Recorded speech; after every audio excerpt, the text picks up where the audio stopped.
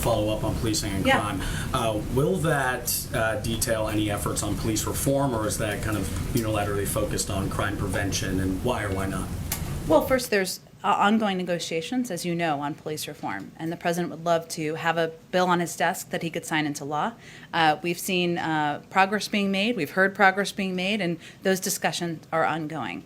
So I would expect that his remarks tomorrow will build on a number of the announcements that I've already touched on that he's made in the recent months, making guns, putting in place safety measures to make our streets safer, preventing the use of guns in violent crime across the country, ensuring that we can have more cops on the beat to protect communities. He obviously is a big advocate for the benefit of community policing. So we'll build on that foundation and lay out a comprehensive strategy to address violent crime and gun violence as we enter the summer months.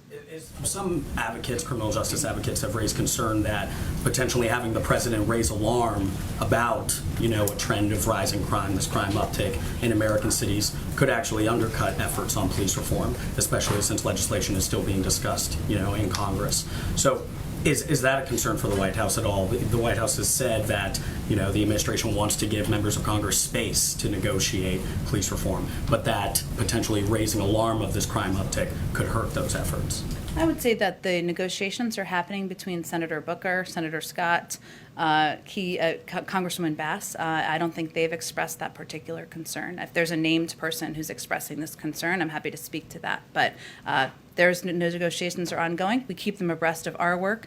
And again, I think in communities across the country who advocate and support police reform, they don't see it as a mutually exclusive issue. Neither does the president.